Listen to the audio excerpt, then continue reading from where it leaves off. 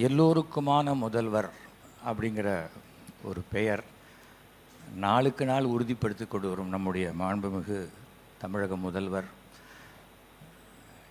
இது ஒரு மிகப்பெரிய ஒரு வரலாறு, மிகப்பெரிய கௌரவம். ஒரு அரசு ஒரு தனிப்பட்ட நபருக்கு, எங்கள் அப்பா எந்த கட்சியிலையும் கிடையாது, ஆனால் ஒரு 100 அனாதை பிணங்களுக்கு மேல் அடக்கம் செய்திருக்கிறார். நம்முடைய மாண்புமிகு முதல்வர் சென்னை மேயராக இருந்த பொழுது எங்கள் அப்பாவுடைய பல ரிக்வஸ்ட், அனாதை பிணங்களுக்கெல்லாம் அந்த அப்படியே பாடியை கொடுக்கக்கூடாது, அதுக்கு மேலே ரேப் பண்ணுறதுக்கு இந்த காடா துணியை கொடுக்கணும்னு கேட்டார். அந்த நிமிஷமே பண்ணி கொடுத்தவர் தான் நம்முடைய முதல்வர். அதாவது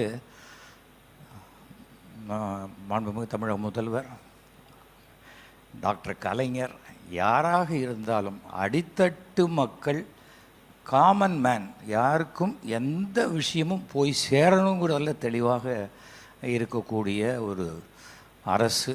எங்களுக்கு பொறுத்த வரைக்கும் உங்களுடன் நாங்கள் அப்படிங்கிறது நாங்கள் என்றைக்குமே அதை சொல்லிக்கொள்ள பெருமைப்படுகின்றோம். இந்த எங்கள் குடும்பமும் சரி. இது ஏன்னா சில பேர் ஒவ்வொருத்தரும் ஒவ்வொன்றும் சொல்கிறாங்க. இந்த இது இவங்களுக்கு எதிரான, யாருக்கும் எதிரானது அல்லங்கிறதை ஒவ்வொரு நிமிடமும் ஒவ்வொரு நொடியும் நிரூபித்து கொண்டு இருப்பவர் தான் நம்முடைய மாண்புமிகு தமிழக முதல்வர். காலை உணவு திட்டம், சத்துணவு திட்டம், எதுவுமே சொல்கிறேன், ஒருவேளை சாப்பாட்டுக்கு கஷ்டப்படுறவங்களுக்கு தான் அதோடைய அருமை தெரியும். ஏசி ரூமில் உட்காந்து பாதி சாப்பாட்டை அப்படியே வேஸ்ட் பண்ணுறவங்களுக்கெல்லாம் அது தெரியாது.